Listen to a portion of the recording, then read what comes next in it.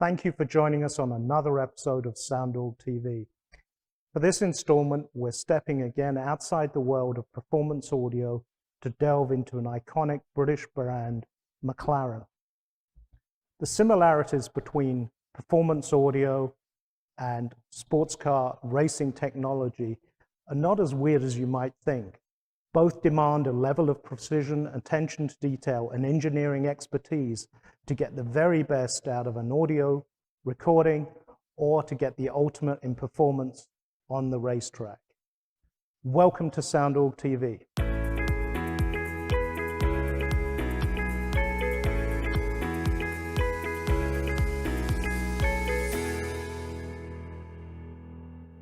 So we are down at the Avondale Premier Collection, home of McLaren Dallas, and I'm delighted to be joined by McLaren brand manager, Simon Crosley. Welcome.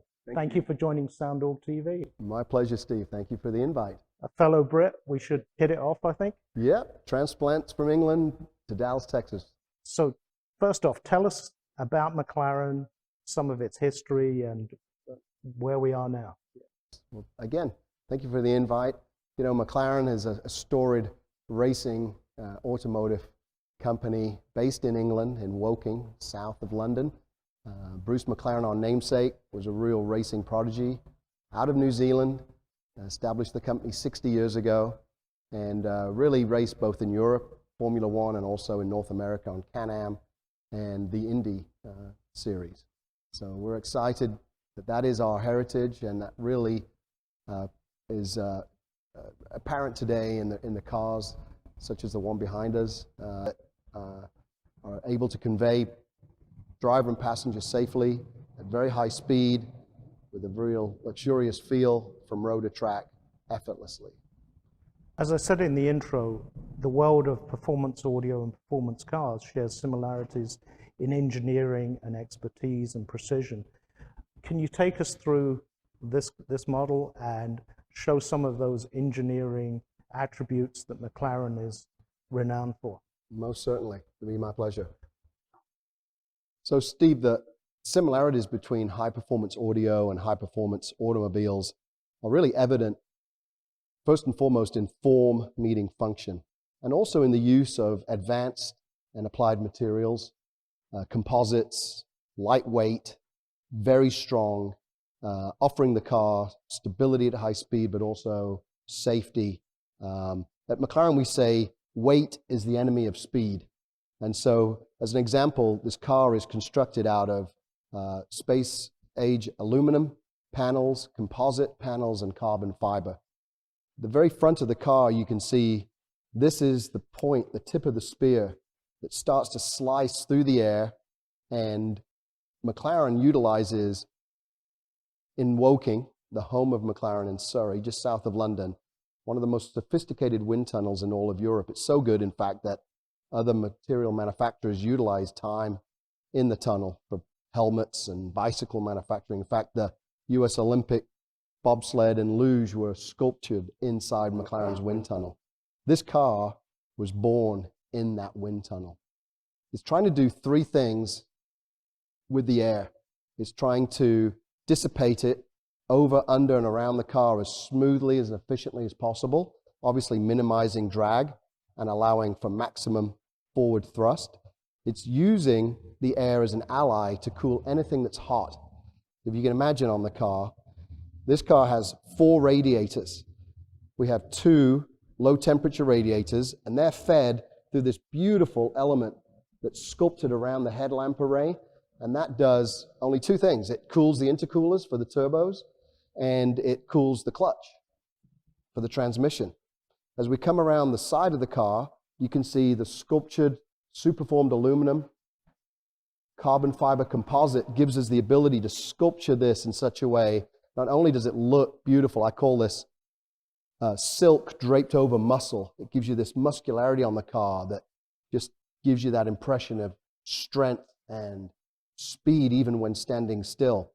But these complex negative and positive curve angles are forcing the air around, under, and through the car. There is a vent down the side here, this beautiful aperture, which is part of the door, and it's feeding the high temperature radiators that look literally like saddlebags on either side of the engine, and that's doing all the heavy thermodynamic cooling for the engine and the transmission. Also, the engineers have found a unique way to craft both strength and stability with an element that is not only beautiful, it's functional because it's made of a transparency that minimizes blind spots, but it's also channeling through what we call a flying buttress, similar to what an old Gothic cathedral would utilize to give the roof of a cathedral strength and stability. That has the same physical property, but it's also helping the airflow down into the engine bay. And as we swing around the back of the car, you can see these magnificent muscular haunches. And the most pronounced feature at the rear is the air brake, the spoiler. This car has active aerodynamics, again, crafted out of carbon fiber, and it's articulating based upon throttle inputs and brake inputs. So at high speed under heavy braking, this rear tail will flip up and act almost like a parachute you're chucking out of the back of the car. It's going to be there to provide stability and downforce the rear of the car. So everything is really light, rigid, and designed with performance in mind. So Simon, we can't leave this car without taking a look at what for me is one of the most amazing features of it, the door. Yes, this is where form truly meets function. These are called by McLaren dihedral doors. Super lightweight, beautiful way to enter and exit the vehicle, and sculpted out of carbon fiber and aluminum. And lots more carbon fiber inside that we're seeing. Correct, yeah. This really is displaying McLaren's prowess with carbon fiber. In fact, we were one of the first automobile companies to utilize carbon fiber in the manufacture of the chassis, and we introduced carbon fiber chassis to Formula One in 1980. This car actually has a mono cage of carbon fiber.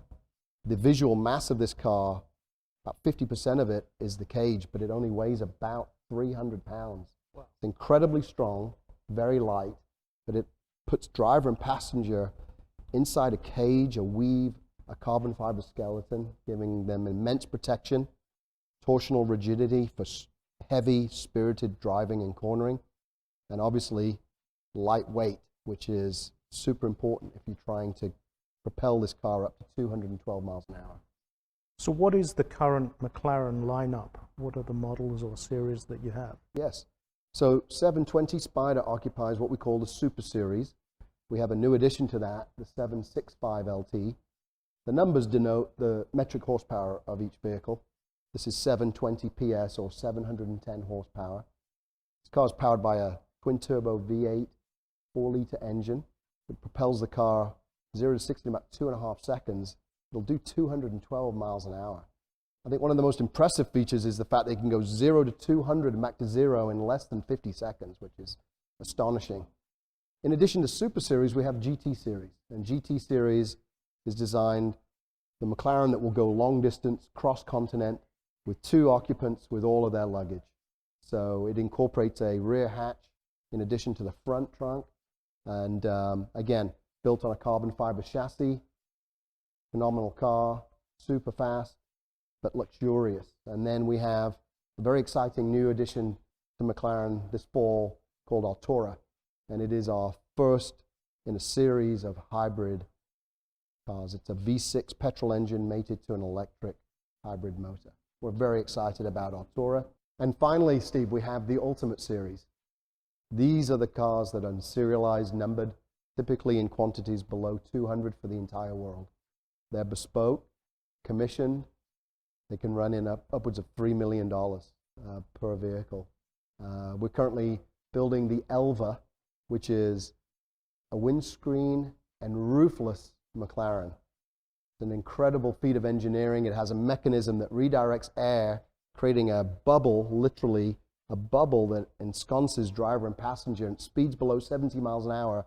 Because of this aerodynamic mechanism, you don't even feel the onrushing air in your face. You still probably should wear goggles and a helmet. RAF goggles and helmets supplied. Be perfect for that. In terms of the buyer of a McLaren car, Yes. Do you notice a similarity? What are these guys looking for? Or?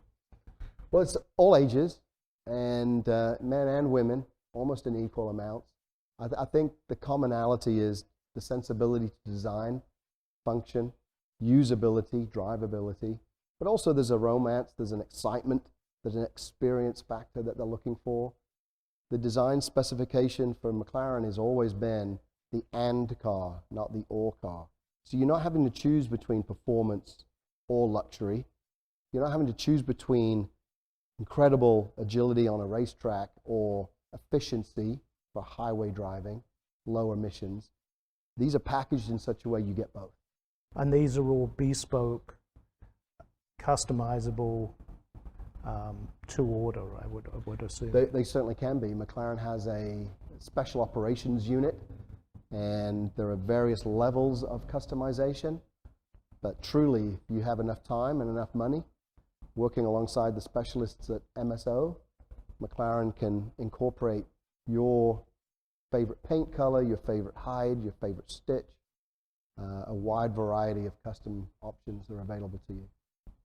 Well, Simon, thank you so much for taking us into the world of McLaren. It's been my pleasure, Steve. Thank you for asking me. Thank you for joining us on SoundOrg TV. If you've enjoyed this content, please hit the like and subscribe button. And if you have comments or suggestions, please send them to us. We thought this has been a fascinating look at the world of iconic British brands outside of the world of audio.